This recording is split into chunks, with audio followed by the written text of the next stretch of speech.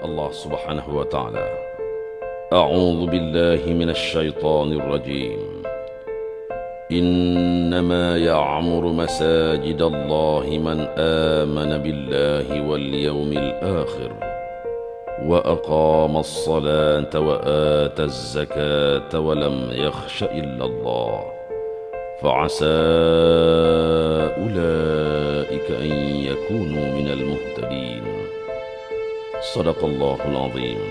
Surah At-Taubah ayat 18. Maksudnya, hanya saja yang layak memakmurkan, yakni menghidupkan masjid-masjid Allah itu ialah orang-orang yang beriman kepada Allah dan hari akhirat, serta mendirikan sembahyang dan menunaikan zakat dan tidak takut melainkan kepada Allah, yakni dengan adanya sifat-sifat yang tersebut, maka adalah diharapkan mereka menjadi dari golongan yang mendapat petunjuk.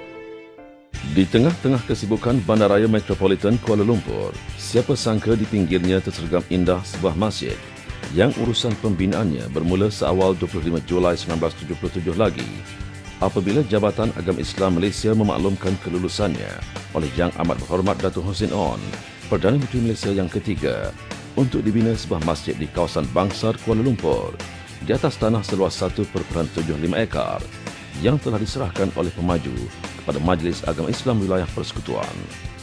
Kemudiannya, pada 17 Jun 1979, Kementerian Wilayah Persekutuan telah melantik Haji Hajidar Abdul Majid sebagai arkitek berserta perunding jurutera dan perunding ukur bahan. Pada 18 Julai 1980, kontraktor Kimtech Construction Sendirian Berhad telah dipilih sebagai kontraktor utama dengan harga RM3.1 juta dan tempoh penyiapan 18 bulan. Pada 24 Ogos 1980, penetapan arah kiblat telah dilakukan oleh Sahibus Samahah Datuk Syekh Mohsin Haji Saleh, Mufti Wilayah Persekutuan. Pada 23 November 1980, upacara meletak batu asas telah disempurnakan oleh Yang Amat Berhormat Datuk Amar Haji Taib Mahmud, Menteri Wilayah Persekutuan. Pada 29 Mac 1982, Majlis Penyerahan Masjid kepada Majlis Agama Islam Wilayah Persekutuan, dan diikuti pada 9 April 1982.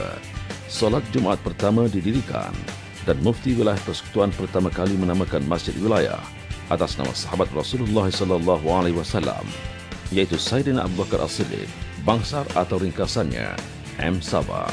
Pada 15 Julai 1982, perasmian M. Sabah telah disempurnakan oleh Seri Paduka Baginda Yang di-Pertuan Agong Sultan Haji Ahmad Shah Ibn Almarhum Sultan Abu Bakar, yang turut dihadiri oleh Yang Amat Berhormat Datuk Seri Dr. Mahathir Mohamad, Perdana Menteri Malaysia yang keempat. M. Sabah yang tersergam indah ini tidak lengkap tanpa kita mengenali prasarana-prasarana yang disediakan untuk keselesaan para jemaah. Bangunan masjid ini terdiri daripada 3 bangunan utama, iaitu bangunan asal sebanyak 3 aras.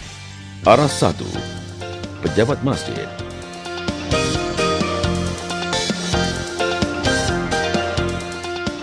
Dewan Syarahan.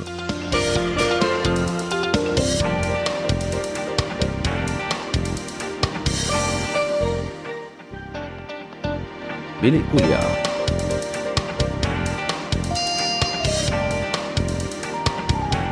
Dan bilik wuduk lelaki dan perempuan.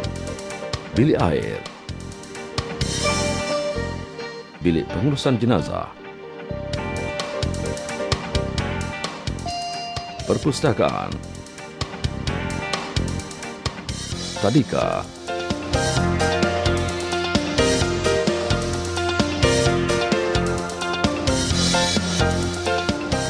Dan Sekolah Rendah Agama.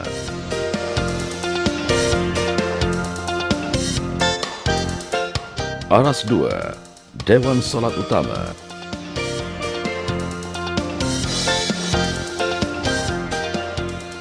Aras 3, Ruang Salat Tambahan. Manakala tambahan kepada bangunan utama adalah seperti berikut. Blok Sekolah Rendah Agama M. Sabah yang dibina pada Januari 1983. Anjong 1 yang dibina pada Ogos 2010, kawasan solat hari Jumaat. Juga untuk jamuan perkahwinan, dan bilik makan khas yang dibina pada Ogos 2010. Majlis berbuka puasa. Majlis sambutan Hari Kebesaran Islam. Dan majlis jamuan selepas tahlil.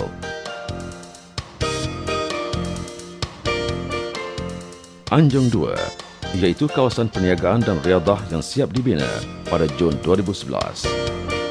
Di kawasan luar pula menempatkan rumah kaki tangan sebanyak 3 unit, kantin dan kedai buku,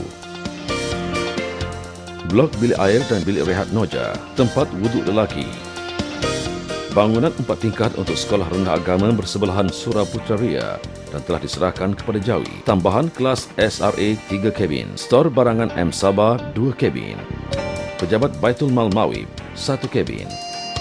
Lanskap masjid dihiasi dengan tanaman-tanaman di seluruh kawasan luar, termasuk pokok bidara yang menjadi permintaan untuk kegunaan urusan jenazah dan perubatan Islam dan lain-lain. Selain itu, tempat letak kereta dan motosikal serta lampu luar dalam kawasan masjid dan di bumbung termasuk di kubah M Sabah. M Sabah merupakan salah sebuah masjid yang bergiat aktif dalam menjalankan usaha dakwah serta meninggikan syiar Islam, baik untuk keperluan jemaah serta masyarakat sekitar.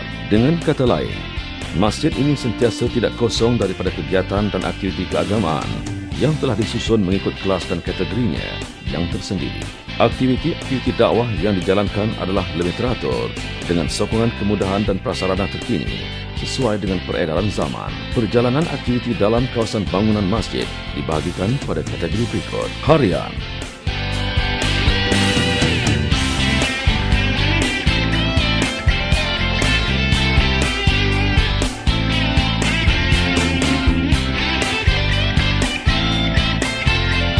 aktiviti mingguan,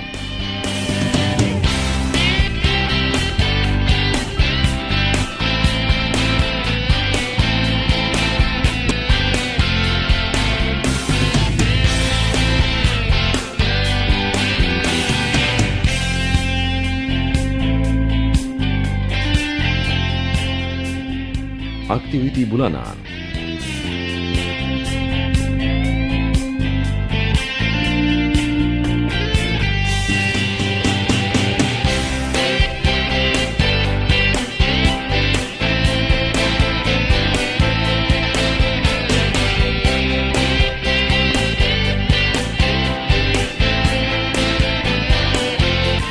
aktiviti tahunan,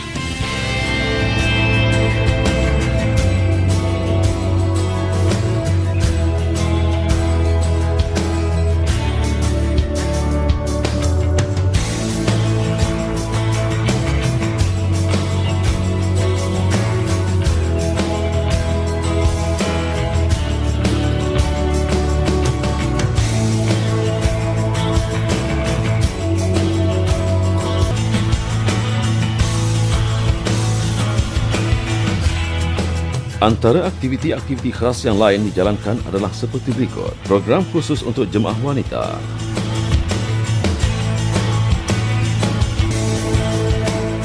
aktiviti-aktiviti khusus di bawah kelolaan Pewiba,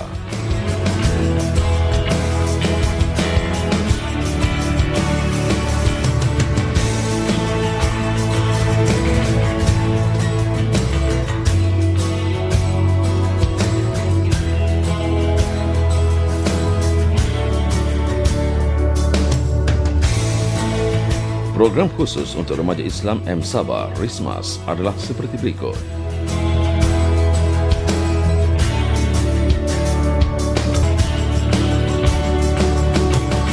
Berhubungan dengan surau-surau di bawah karya M Sabah,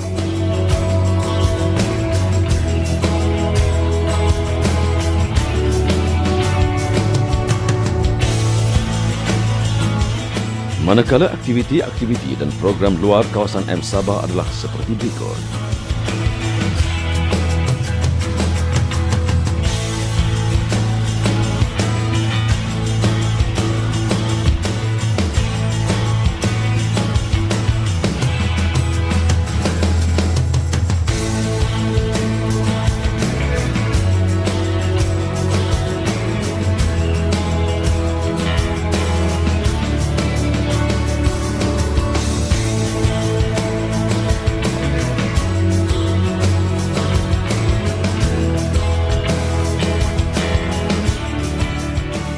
Demi memastikan budaya penyebaran ilmu pengetahuan, Masjid Saidina Abu Bakar As-Siddiq juga tidak ketinggalan dalam menerbitkan bahan-bahan penerbitannya tersendiri seperti buku-buku agama, makalah, dan berbagai medium.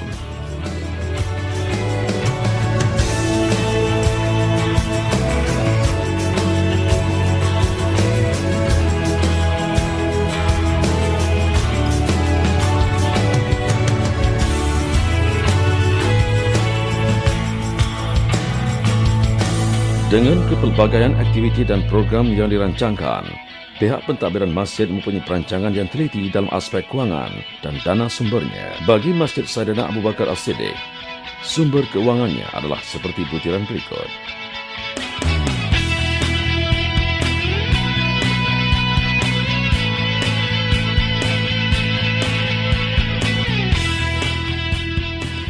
Sesungguhnya, kejayaan sesebuah masjid dalam titian meninggikan syiar Islam adalah berkait rapat dengan para pentadbirnya.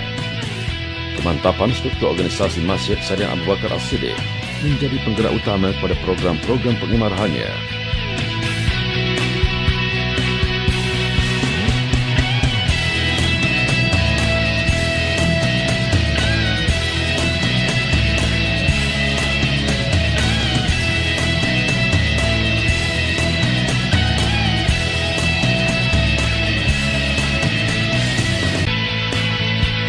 M. Sabah agak unik kerana mempunyai gabungan kepelbagaian latar sosial dan kerjaya dalam konteks keahlian etika karya masjid. Antaranya ialah pesara kaki tangan kerajaan, mantan menteri besar, doktor, peguam, arkitek, juru ukur bahan, jurutera, pegawai agama, accountant, pegawai bank, pesara pegawai tentera dan lain-lain. Pada hari ini, Masjid Sabah yang berada di bawah pengurusan bahagian pengurusan karya Jabatan Agama Islam Wilayah Persekutuan Jawi sentiasa mengurat langkah seiring dengan peredaran masa bagi memastikan syiar dakwah Islam sentiasa subur, terutamanya di kalangan anak karya.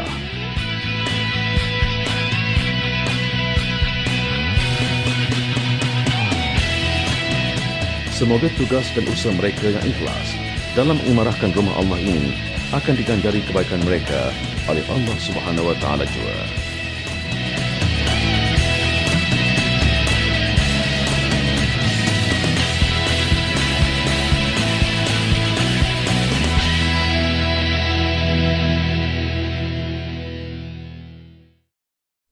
Ya Nabi salam alaika, Ya Rasul salam alaika, Ya Habib salam alaika, salawatullah alaika, Ya Nabi